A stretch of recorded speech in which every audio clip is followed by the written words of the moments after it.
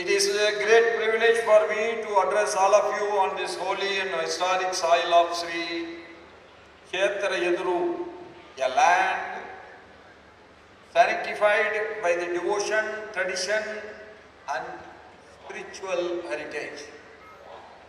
I appreciate the respected Swamigal of Veerasaiva Mutt for organizing this revival festival. Our great nation, Bharat, is a living civilization over many centuries, thousands and thousands of years. Yes, come here.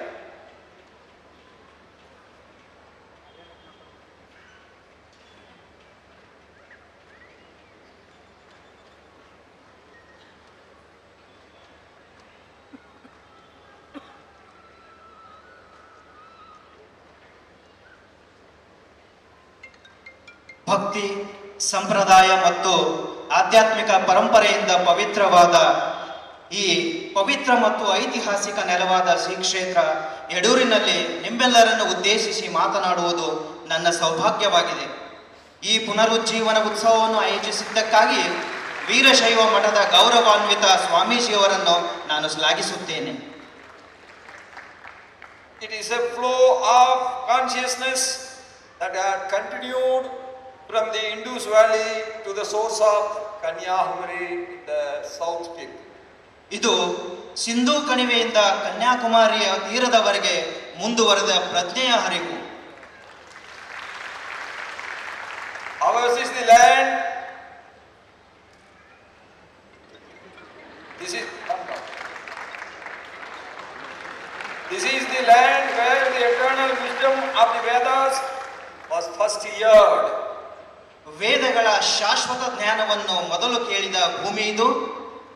This is the land where the profound message of the Bhagavad Gita continued to guide humanity, teaching us to act with courage, live with righteousness and surrender with faith. ಭಗವದ್ಗೀತೆಯ ಆಳವಾದ ಸಂದೇಶವು ಮಾನವೀಯತೆಗೆ ಮಾರ್ಗದರ್ಶನ ನೀಡುತ್ತಾ ಧೈರ್ಯದಿಂದ ವರ್ತಿಸಲು, ನೀತಿಯೊಂದಿಗೆ ಬದುಕಲು ಮತ್ತು ನಂಬಿಕೆಯಿಂದ ಶರಣಾಗಲು ನಮಗೆ ಕಲಿಸುವ ಭೂಮಿಯಾಗಿದೆ. Hindu consciousness is not confined to rituals alone. It is a way of life.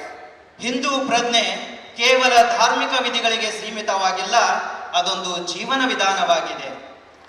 Vasudhaiva Kutumbakam is our religion, so nobody can teach us what we should do. We love everyone.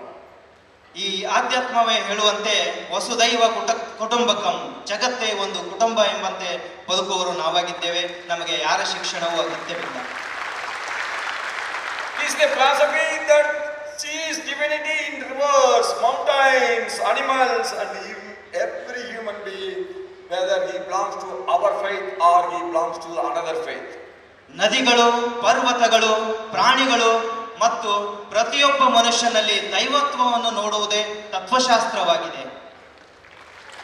Among its great spiritual traditions, the Veerasaiva Lingayat faith holds a significant place, especially in Karnataka and our neighboring Maharashtra. ಅದರ ಶ್ರೇಷ್ಠ ಆಧ್ಯಾತ್ಮಿಕ ಸಂಪ್ರದಾಯಗಳಲ್ಲಿ ವೀರಶೈವ ಲಿಂಗಾಯತ ನಂಬಿಕೆಯು ವಿಶೇಷವಾಗಿ ಕರ್ನಾಟಕ ಮತ್ತು ನೆರೆಯ ಮಹಾರಾಷ್ಟ್ರದಲ್ಲಿ ಮಹತ್ವದ ಸ್ಥಾನವನ್ನು ಹೊಂದಿದೆ. When I was the governor of Maharashtra, I was surprised to know that 1 crore Lingayats are living in the Maharashtra state. ವಿಶೇಷವಾಗಿ ನನಗೆ ಆಶ್ಚರ್ಯವಾಗುತ್ತದೆ, ಸರಿಸುಮಾರು 1 ಕೋಟಿಗಿಂತಲೂ ಹೆಚ್ಚು ಲಿಂಗಾಯತರು ಈ ಒಂದು ಆಸುಪಾಸಿನಲ್ಲಿ ಜೀವಿಸುತ್ತಿದ್ದಾರೆ ಅಂದರೆ ನನಗೆ ಆಶ್ಚರ್ಯವಾಗುತ್ತದೆ. The Veerasaiva Mutt and the temples of Karnataka have contributed immensely to Hinduism and to our faith and to our society.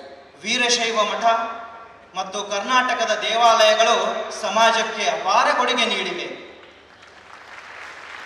Be it spiritual, education, culture and social upliftment, the Mutt has touched every sphere of our life. ಅದು ಆಧ್ಯಾತ್ಮಿಕವಾಗಿರಲಿ, ಶಿಕ್ಷಣವಾಗಿರಲಿ, ಸಂಸ್ಕೃತಿ ಮತ್ತು ಸಾಮಾಜಿಕ ಉನ್ನತಿಯಾಗಿರಲಿ, ಈ ಮಠವು ಪ್ರತಿಯೊಂದು ಕ್ಷೇತ್ರವನ್ನು ತಲುಪಿದೆ. Among those holy institutions, the Sri Veerabhadraeshwara temple and Kadasiddheswara but stand as prominent centers of our faith. ಈ ಪವಿತ್ರ ಸಂಸ್ಥೆಗಳಲ್ಲಿ ಶ್ರೀ ವೀರಭದ್ರೇಶ್ವರ ದೇವಾಲಯ ಮತ್ತು ಕಾಡಸಿದ್ದೇಶ್ವರ ಮಠವು ನಂಬಿಕೆಯ ಪ್ರಮುಖ ಕೇಂದ್ರಗಳಾಗಿವೆ. Situated on the banks of the river Krishna in Belgavi districts, this place is the holy pilgrimage center, attracting thousands and thousands of devotees every day. Belagavi ಜಿಲ್ಲೆಯ ಕೃಷ್ಣಾ ನದಿಯ ದಡದಲ್ಲಿರುವ ಈ ಸ್ಥಳವು ಪ್ರತಿದಿನ ಸಾವಿರಾರು ಭಕ್ತರನ್ನು ಆಕರ್ಷಿಸುವ ಪವಿತ್ರ ಯಾತ್ರಾ ಕೇಂದ್ರವಾಗಿದೆ. I am told that the profound mythological significance of this place rooted in the story of Dakshina Yagnam. ದಕ್ಷ ಯಜ್ಞದ ಕಥೆಯಲ್ಲಿ ಬೇರೂರಿರುವ ಈ ಸ್ಥಳದ ಆಳವಾದ ಪೌರಾಣಿಕ ಮಹತ್ವವನ್ನು ನನಗೆ ತಿಳಿಸಲಾಗಿದೆ. It is believed that the holy Yagnam pit site is the present day Sri Veerabhadraeshwara temple at Yaduru.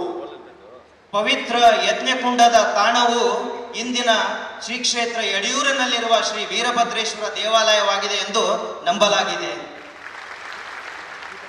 Guided by divine grace and profound spiritual vision, Sivayogi Sri Kadasiddheswar Swamiji rediscovered and discovered the buried holy site and had remained hidden beneath the sands of that time. ದೈವಿಕ ಕೃಪೆ ಮತ್ತು ಆಳವಾದ ಆಧ್ಯಾತ್ಮಿಕ ದೃಷ್ಟಿಯಿಂದ ಮಾರ್ಗದರ್ಶಿತರಾದ ಶಿವಯೋಗಿ ಶ್ರೀ ಕಾಡಸಿದ್ದೇಶ್ವರ ಸ್ವಾಮಿಗಳು ಕಾಲದ ಮರಳಿನ ಕೆಳಗೆ ಅಡಗಿದ್ದ ಮುಚ್ಚಲ್ಪಟ್ಟಿದ್ದ ಪವಿತ್ರ ಸ್ಥಳವನ್ನ ಪುನಃ ಕಂಡುಹಿಡಿದರು. In doing so, he did not merely uncover a forgotten temple, he rekindled the eternal flame of our Hindu Dharma. ಹಾಗೆ ಮಾಡುವ ಮೂಲಕ ಅವರು ಕೇವಲ ಮರೆತು ಹೋದ ದೇವಾಲಯವನ್ನು ಬಹಿರಂಗಪಡಿಸಲಿಲ್ಲ, ಅವರು ಹಿಂದೂ ಧರ್ಮದ ಶಾಶ್ವತ ಪ್ರಖ್ಯಾತಿಯನ್ನ ಪುನರುಜ್ಜೀವನಗೊಳಿಸಿದರು. His sacred mission was a reminder of Sanatana Dharma, may be tested by time, but it can never be erased. ಅವರ ಪವಿತ್ರ ಧ್ಯೇಯವು ಸನಾತನ ಧರ್ಮವನ್ನು ಕಾಲಕ್ರಮೇಣ ಪರೀಕ್ಷಿಸಬಹುದೇ ಹೊರತು ಅದನ್ನು ಎಂದಿಗೂ ಅಳಿಸಲು ಸಾಧ್ಯವಿಲ್ಲ ಎಂಬುದನ್ನು ನೆನಪಿಸುತ್ತದೆ.